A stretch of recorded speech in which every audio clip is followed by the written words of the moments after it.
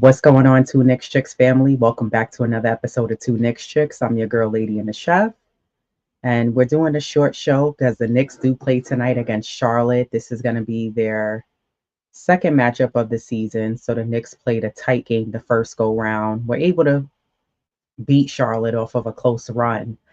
So I'm hoping there's a different outcome tonight. I hope there's the same outcome in that the Knicks win, but there's a difference in that the Knicks and Charlotte game is not very neck and tight the entire time. But I do want to recap. Knicks played on Tuesday against Orlando. That was their NBA Cup game. That made them go up 4-0. Orlando's been without Paolo Banchero, so they've been struggling, but they are considered the best defense in the league. And quite frankly, it didn't show. The Knicks had a dominant game against Orlando, who are above the Knicks right now in the standings in the East, but that means nothing right now. We're only, 20 games in. The Knicks beat Orlando 121 to 106. Pretty much came out on fire. First quarter, 36 to 27. Outscored them pretty much, yeah, every quarter. 35 to 24 in the second, 35 to 24 in the third. And then actually lies because Orlando did outbeat the Knicks in the fourth, 31 to 15, which is crazy because I noticed in the games where the Knicks have been very dominant and have beat teams by or have been winning by 30, 35 points, 36 points, somehow the margin gets smaller because the Knicks will pull out their starters and the most of the bench guys and put in like the C players, the rookies, and then the other team starts chucking up threes and then they're able to close the margin and kind of only where they only lose by like 15 points. Nonetheless, the Knicks got the job done. Happy about. Um, yeah, it was pretty well around the game. Josh Hart had a triple double. He had 11 points, 10 assists, 13 rebounds. OG Anunoby had a nice game, 18 points. Karl Anthony Town finished with a double double. He had 23 points, 15 rebounds. Mikal Bridges, another strong game from him as well. I'm looking for him to keep this up and stay consistent. I'm looking for that again tonight. He had 19 points, 5 assists. Jalen Brunson had a pretty good game as well. We saw him facilitating the ball. I would like to see the assists go up for him. He had 21 points, 4 assists. Um, Deuce had a pretty solid game as well, 18 points, 4 assists. Campaign had 7 points. Jericho Sims had 4 points. I do want to talk about Jericho a little bit later. As far as stats, Knicks shot 50% field goal percentage. They were at 15 for 35 from the 3-point line at 42%. They were 20 for 20 from the free throw line. That stat stands out to me. 20 for 20 from the free throw line. The Knicks, that was one of my things for them this season is that they have to knock down free throws. They have to knock down free throws. 20 for 20 is excellent. I love to see it. I want them to keep it up. They're free. You should be knocking them down. They did out rebound Orlando 39 to 37. Defensive boards, they handle business 34 to 28. The Knicks had 30 assists as well. Another strong game. Too many turnovers, though, if you ask me. 17 turnovers. And also got beat points in the paint, 48 to 58. But it's too many turnovers. I'm not sure why the Knicks turn the ball over so many times in a game. Like, yeah, you won, but 17 turnovers against a team that you were dominating against the whole game. I'm not sure what's going on there. Like these are things you got to work on and be better at. So I don't know. But I'm happy to see the Knicks beat them. But I don't know. I was listening today to the Queen's Court, excuse me, the Dope Soul Sports Knicks Talk. Shout out to Jeff, Jarrell, Tony Crow was a guest on there, Jay Boogie, and shout out to Steph. It was a really good episode, and I was listening to that today. And Jeff Clafter, shout out to you, Jeff. He brought up a really good point, and I was literally shaking my head like Jeff is hitting the nail on the head with this one. But he brought up basically saying how he doesn't feel like the Knicks have been tested like that yet so far in the season. And I agree because, it's not to say that one player makes a difference, but a lot of times one player can make a difference. They may not be able to win you the game, but they can make a hell of a difference. You noticed, at least I noticed in the Orlando game when Brunson was out and Campaign was playing a point, which I'm comfortable with Campaign playing a point guard. You just noticed the difference of the flow of the game and, with Brunson not being there, kind of facilitating, running the show, having him to score his points. There's a difference. And with Orlando, even though they've been playing well for the most part, you still notice a difference without them having Paolo Banchero in the game for them, right? He's their leader. He's their A1, number one go-to option guy. And you just notice the difference when he's not there. And it's just like when the Knicks beat Charlotte in that close game, that they almost lost because if dude would have hit the 3-point that in toilet bowl and take forever to go down, they would have won. But they the game I think would have been different if LaMelo was playing. And I think that so far the Knicks have been tested in that when they played Boston, that was just like unfair. It almost looked like a high school team trying to play against a really good NBA team. That's what it looked like. When the Knicks played them, it just looked crazy. It was just they were toying around with the Knicks.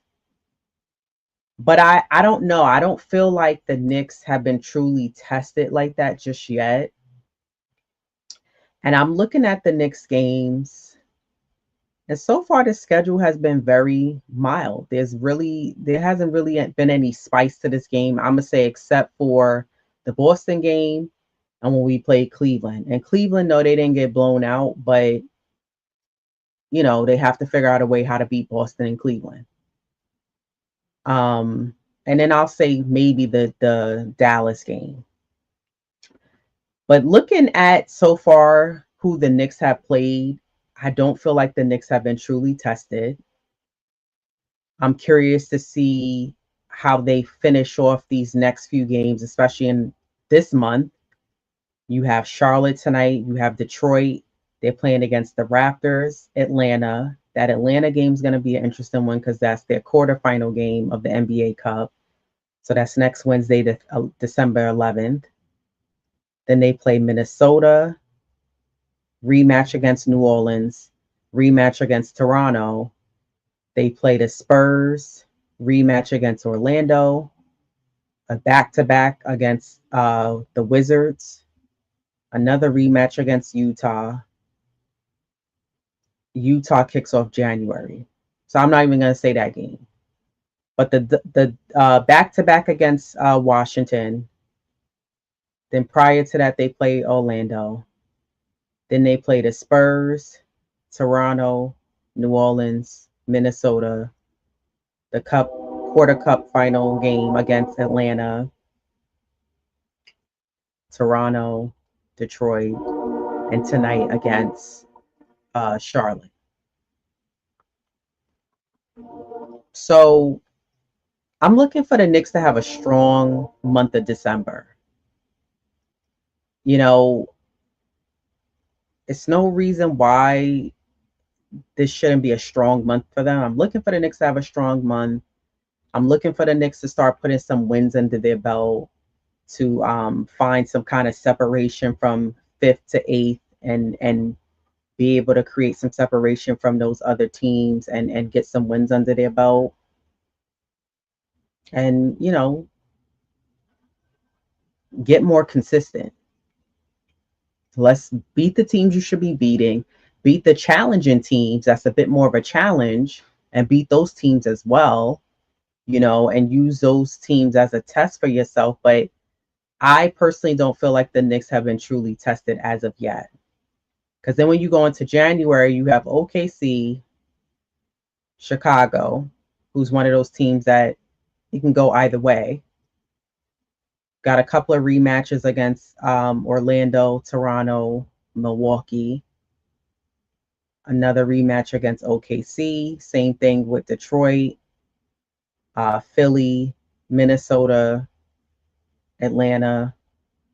Another game against Brooklyn, and then you have Sacramento, and you got the Grizzlies. Another rematch against the Nuggets. So January is a little bit more of a test. I think this month they could be set up for trap games that they can lose that you shouldn't be losing. Like, I really think that this month the Knicks should finish this month off strong.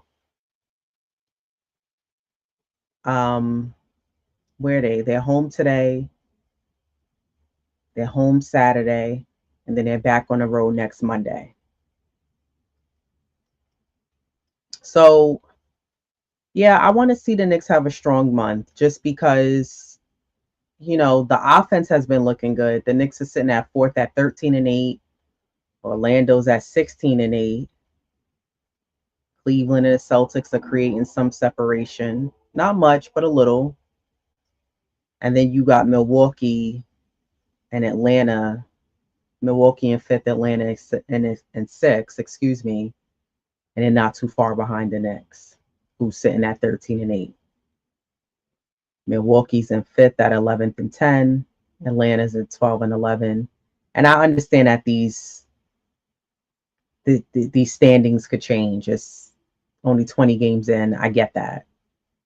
But I'm more concerned with them starting to create some separation and get some consistent wins under their belt to, also help their regular season record as well. So, yeah, we'll see. We'll see what happens. I'm looking for the Knicks to win the next two games for sure. It's no reason why you should be losing to Charlotte, who's 6-15. And it's no reason why you should be losing to Detroit, who are also 9-15. So they're listen, Detroit's off to a better start than they were last year. They won already 9 games. They're in 11th, but it looks better than being dead last. Like the Wizards, who's only won 2 games, and Philly, who's only won 5. So, there's a lot of teams they're not doing too good. But I don't want to get comfortable.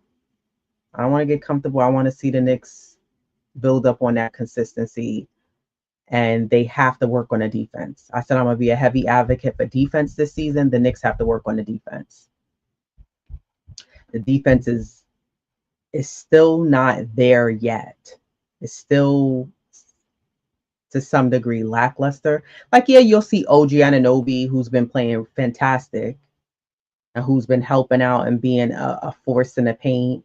And I get that we don't have Mitchell Robinson. I get that you don't have Precious Achiuwa, but you can't wait for those guys to come back to say, okay, well, now we're going to have our defensive presence there and we're going to play better defense. You got to play defense now. Like, it matters with what you're doing with who you have now. So, yeah, I want to see the defense be better because we know what this Knicks team could do offensively.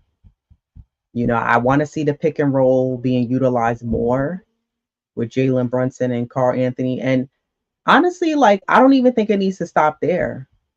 I think that campaign could utilize it as well. Giving goals. I want to see more cutting to the basket. I think when you have Mikal Bridges, Josh Hart, Cam, and Deuce, utilize the cutting to the basket. You can be very successful if you do that as a team, instead of standing around at the perimeter waiting for the ball to be passed to you. So we'll see. We'll see what happens. I did read something, and it made me think about how I was talking about in the last episode, how a lot of times with the Knicks, on their stats on paper tells a really good story. But then when you watch them sometimes in some games, it's like, nah, it's no way that's what the stats are saying. But for Jericho Sims, this is what I read. This was per Ben Ritholtz. He stated that Sims allowed 33.3% field goal percentage at the rim. His data is based on players who played 10 or more games this season and defended at least 2 shots at the rim. Sims had the lowest percentage by a wide margin. And per NBA.com, opponents are shooting just 39.3% against Sims in the paint. So for reference, opponents are shooting 47.4% against Towns in the paint. But, you know, Cat is playing or averaging more minutes than Jericho right now. I think he's playing, 33 and a half minutes. And Jericho's minutes actually went down because at one point he was playing almost 20 minutes. So he's playing about 13 and some change minutes per game, Jericho Sims. Jericho is in his final season of his contract with New York. The Knicks did pick up his club option over the summer. And he's set to enter unrestricted free agency next season. So not sure how that's going to go. I think Jericho knows that he's under those same lens eyes that I said that Julius Randle, if he was here, would have been under. Because while the front office was able to see what Julius can do in the regular season, they haven't had a chance to see what he can really give you in the playoffs, right? Because of injuries. And I think with Jericho, he's been with this Knicks team for a while now, and the front office is looking for like, okay, well, what else can you do? What else can you bring to the table that will make us say, well, we want to keep you? And then I think from his standpoint, if he does really well and has a breakout season, then he'll have teams that's interested in him. So it can work either way. Not sure what's going to go on as far as if the Knicks will keep him. I don't know. I don't know. We have to see what he can do, right? So, yeah, I just thought that that was really interesting. I read that and I was like, yeah, I mean, I heard about this already with Jericho about him having his stats being really strong. And I know Tibbs was asked about it in either a pregame or a postgame press conference, and he raved. He loves Jericho. Now, that's not to say when Precious Achua comes back, I'm sure Jericho's minutes are not going to be as high either because Precious is going to get the floor. And I think so far, Tibbs has pretty much been giving Jericho the floor to basically say, go out there and do what you need to do. I'm giving you the floor to prove that I should be giving you more minutes, right? So, yeah, we'll see. Shout out to the chat, Nostalgic Nick. Salute. Hit him up, NYNJ. Hey, what's up? He said, I want to play OKC. Yeah, that's going to be a big challenge. I think Isaiah Hartenstein is going to go off. He's been playing very well for OKC. And I read an article where he said his decision to leave the Knicks wasn't easy. He said, you know, of course, the big part of it was business purposes and that the Knicks came up $15 million short of his asking price. And he also didn't want to pass up the opportunity to play with SGA, Chet, and the gang. So, listen, it's understandable. But he said if the Knicks were able to match what he gave him, then he would have loved to stay playing with Jalen Brunson, OG, Josh, you know, cool in the game. Wonder Woman, salute. Hit him up, New York, New Jersey. Say, you think Angel Reese getting traded to the Liberty? Why would she get traded to the Liberty if she's a key player on Chicago? Chicago would be, it would be idiotic for Chicago to get rid of Angel Reese. She's their franchise player. It's like the Knicks trading Jalen Brunson. It's not going to happen. And after they fired Teresa Teaspoon, I don't even know if they replaced the coach yet, or they could have. I think they just announced another coach. Another team just got a new coach. But no, Angel Reese is like Paige Buckers. They're like celeb athletes. So they're not the type of athletes that they go and they go hide out, and then when the season is about to start, you start seeing videos on their social media of them working out and them getting like they stay in the limelight. And some people are just like that.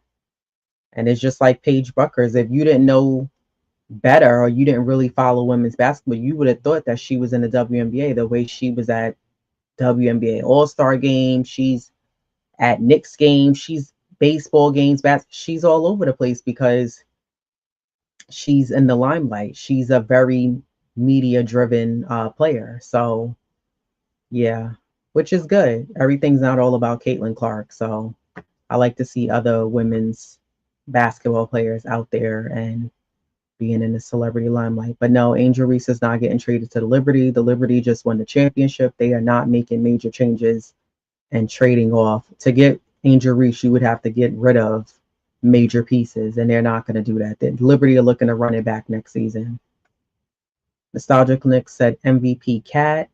Yeah, I think Carl Anthony can definitely be voted, or nominated in that MVP race. Usually you see a lot of bigs win it anyway, and the way he's been playing, why not? Why not? I think I said this before and I stand by this. Where would this Knicks team be if Carl Anthony wasn't on his team? I'm not saying it's just him, but I'm saying he's made the difference that they would have lacked had they weren't able to get him at the last minute when they were able to get him. Yeah, I don't know. He's still questionable. Precious might play tonight. I don't know. I'll see it. I'll believe it when I actually see it. People in the chat keep saying that he's still listed day to day. I don't know. I think they're still just trying to be with this new medical staff that the New York Knicks have hired. They're just trying to be really precautious and not just throw guys out there so quickly so you don't have re-injuries. And listen, I'd rather him take his time than versus him rushing and then he re-injures himself again, because then he'll be no good to us. And also, I think he has to be careful because Precious is trying to do like what Isaiah Hartenstein did, in that he balls out. So this way teams could be interested and he could get that bag up, because that's what he's trying to do. Gotta like that Deuce and Payne backcourt. Yeah, I like Deuce and Campaign playing together. I like Campaign on this team. I like that Deuce has worked on his shot. I've noticed that with Deuce and I've noticed that with Josh Hart. Their shots look a hell of a lot better this season. Deuce was in that gym working on that jumper. He looks a lot more comfortable. Just the way his shots are knocking down. I just would like to see Deuce take it to the rim a lot more. Like, I don't want him to just settle and be a catch and shoot guy. I would like to see him take it to the basket. Like, he's super fast. I don't know why he doesn't capitalize and utilize his speed more and quickly drive to the basket. So hopefully he can start utilizing that and add that to his repertoire. And Campaign, as awkward as his shot looks, it's very slingshot-esque. It works. He's clearly worked on his shot. He's a veteran in this league. And also he plays really good defense. He can rattle players. He's that annoying player that you're like, he's the clapping but it's just the right amount. And I love his energy when he's on the bench. The way he's cheering guys on, he gets animated, he gets hype. But those two guys playing together, and then once they're able to get Precious back, and then they're able to get Mitchell Robb, I think the bench is gonna look really good. It's gonna look really good. Right now the Knicks are lacking depth and to some degree some height, but I think if they play good enough defense and pick it up, that what they lack won't necessarily be such a pain point for them. So yeah. But yeah, so far I like the whole Deuce and Campaign. Like, I like them playing together. I like what I'm seeing. And I also like Campaign here because I never really was crazy about Deuce McBride bringing the ball up. I feel like, and I've said this so many times, when Deuce was bringing up the ball, Deuce was just so focused on, like, he was just laser focused on bringing the ball up, that he wasn't um, bringing his offensive game to the floor. It's like he was just so focused on, well, let me make sure I bring the ball up, don't get a backcourt violation, make sure I'm distributing the ball, make sure I'm running the plays that Tibbs wants me to run, that it was taken away from his offensive game. And then when he plays alongside Brunson, you was able to see him kind of be like, okay, now I can bring my offensive side, my offensive game to the table.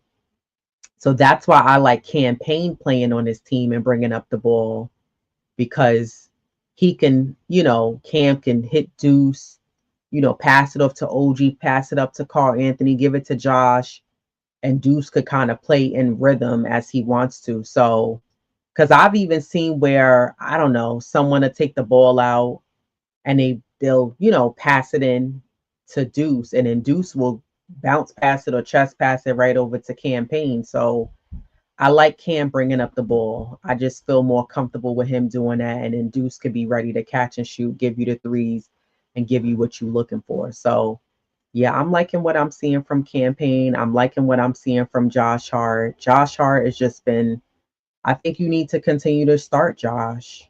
Because unless we have someone who was like, I mean, giving you damn near what he can give you on a nightly basis or close to, maybe I would say, okay, you could have Josh coming off the bench because the bench could utilize that. But nah, I like Josh Hart starting. And I'm liking the what I'm seeing from Mikal Bridges. I think Mikal is starting to find his footing and find his rhythm. He's getting out of his head. I think if he just continues to let the game come to him and play, he's going to be okay, because he can give this Knicks team 30, 40 points if he really wants to. He's more than capable, more than capable. So, I just think that he needs to just don't settle for the three, shoot your mid-range shots. If you get a opportunity to shoot the three, shoot it, but don't rely on that. But that to me, that applies for everyone on the Knicks. Don't settle for the threes. Like tonight against Charlotte, I want the Knicks to come out with intensity, quick pace, but I don't want the game to look like a preseason game, a G League game where it's just up and down the floor, up and down the floor. And it's just like, where's the stops? Where's the defense? I don't want it to look like that tonight. I want to see the Knicks play some defense. I want to see, the Knicks get off to a strong start, hold Charlotte, and if you're gonna get a lead and go up by 20, maintain that lead, build upon it. Build upon it. I don't want to see them take their foot off their necks. Just, it looks like there's no LaMelo Ball, Nick Richards, Salone, Josh Green, Brandon Miller, and Vasa Mikic. I'm probably butcher his last name. So, yeah, I don't know. They be saying Precious Shrew is playing. We'll see. Because every time I look, he's available, but he's in street clothes. So we'll see. And if he is there, I mean, is Tibbs gonna play him? I expect him to play him. Yeah. I'm also looking out to see what Precious does, because I think it's gonna take him time to get in rhythm. Now, if he could come up to, really good start, then excuse me, please do you. But yeah, I just want to see the Knicks. I don't want this game to just be so loosey goosey and we're flying up and down the floor, and it's just you're getting out of breath. Tibbs only plays 8 guys. I want to see some defense tonight. I want to see the Knicks limit the turnovers too, for God's sake. Like the 1,001 turnovers gotta stop. Almost 20 turnovers, you gotta stop. So I see Cameron Payne is out. They said left elbow. The Knicks can't get a break. Get one in and one goes right out. It's incredible. Yeah, Ian Begley said Cam is out. Elbow. These guys are, I'm telling you. And this is, and Tibbs thinks 8-man rotation is enough. I don't know. I don't know. I saw something too about Mikal Bridges will be out. I don't know. I don't know how accurate that is, but we shall see what this Knicks team does today. I'm looking for the Knicks, like I said, I'm looking for the Knicks to capitalize tonight against Charlotte. I need a dub tonight. I need another dub on Saturday. So this way I can recap both games on Sunday. And let's end the week off strong. You know, the Knicks, like I said, they have to be careful. You don't want to start, losing too many, and you don't want those fifth, sixth, seventh seed teams to go on a run. And next thing you know it, you slip out of that third, fourth seed because Orlando's going to keep building upon where they at now. They 16-8, so they got 3 games over the Knicks. And it seems like every time the Knicks win one, Orlando wins one. So, and not to mention, I'm looking for the Knicks to keep their win streak alive. They won 3. I'm looking for them to get their 4th straight win. And yeah, stay in rhythm. Stay in rhythm. And Orlando, they won 5 straight now. This is why I say you can't get comfortable with the standings. Even with the standings being where they are and it's being early, you can't be comfortable. Because teams after All-Star break could find their rhythm, find their mojo, and all of a sudden they're gelling. And they win 9, 10 in a row, and and whatever team you're rooting for could start losing games, and you can't get comfortable. The Knicks cannot get comfortable. Just because you're in the 4th seed right now, don't get comfortable. Because we'll blink. It'll be well after the All-Star break, and you'll be like, yo, the Knicks is in 5th or 6th. How did they get there? How? Don't get comfortable. Stay hungry. Stay hungry. And also, let's not be complacent. 50 games was cool. Let's get more than 50 games this year. 50 was cool, but let's get more than a 50 piece this year. Like let's set the standards a bit higher this year. Second round was cool. Let's get past that. Let's set the standards this year a bit higher. Let's make it happen. It's more than capable. This team is more than capable of making it happen. Set the standards a bit higher. So we'll see. I'll be heated if Atlanta knocks us out that in-season tournament. Yeah, the Knicks have to capitalize. Atlanta's going to do a lot of what we want to see from the Knicks. They use a lot of high pick and rolls for Trey. He rolls off. He can pop a mid-range, a midi. He can give you the 3. He passes it. He can lob it. Everything you want to see from Brunson in the gang, Atlanta and the gang is going to do it.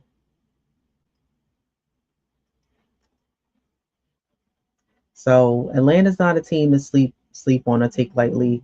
Just like tonight's game, Saturday's game is not a team. They're not teams that you take lightly and sleep on.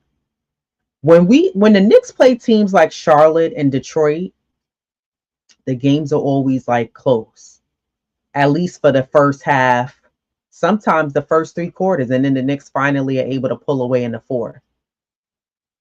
Sometimes out of the maybe 3 or 4 matchups in the season, you may have those 1 or 2 games where the Knicks the whole game could be doing great.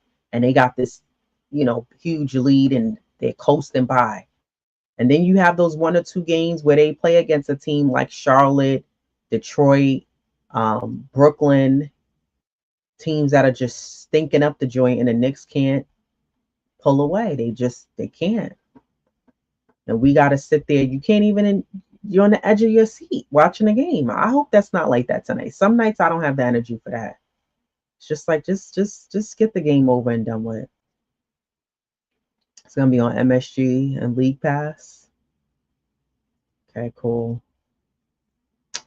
But yeah, that's all I got today. I will be back on Sunday doing my regularly scheduled program. I'll be recapping tonight's game. I'll also be recapping Saturday's game against Detroit, and then doing a pregame before the Knicks play Toronto next Monday. That should be a good game as well. You know, when RJ and Quickly get to play against the Knicks, they like to pretty much go off. So yeah, I saw it earlier. I guess I don't know how accurate that was, but it says something about his knee. But which I find funny because Mikel doesn't miss games. So yeah, I'm gonna knock on wood. Yeah, we'll see how Tyler Kolek does. Hopefully he gets enough minutes and not the last 5 minutes of the game. I would like to see him get. I would like to see Huck Porty get some minutes too tonight, if possible. Not the last 5 minutes, a little bit more than that. So he's not going to learn or get in rhythm if you play him only the last 5 minutes of the game. So yeah, we'll see what happens with tonight's game. I'm looking, like I said, it should be an easy win. Saturday should be another solid, easy win. And then we'll pick up from there to talk about what's going to happen when they play Toronto. So shout out to you guys in the chat. Shout out to you, those of you who are watching but are not active in the chat right now. Shout out to you. Shout out to the replay gang as well. Those of you who do not catch us live, but you rewatch us. Shout out to you all. Those of you who are new here, welcome. Subscribe to the channel if you haven't. Those of you who are watching, do us a favor, hit the like button. It's free. It doesn't cost anything. Tell a friend to tell a friend about us. We are live every Tuesday. Every Sundays. We're live Sunday mornings at 11. So you have time, check us out. Come with some tea, water, coffee. Join us. Or if you have some juice. And then catch us live every Thursday. Now, I came on earlier because normally on Thursdays I come on at 7. But if the Knicks are playing on a Thursday, then I'll come on before clearly. And then, yeah, so I will see you all on Sunday at 11. Let's talk about these Knicks. It'll be a lot to talk about to recap with these two games tonight and then on Saturday. So everybody have a great weekend. And let's go Knicks. Shout out to Diva Locks, and I'll see everybody.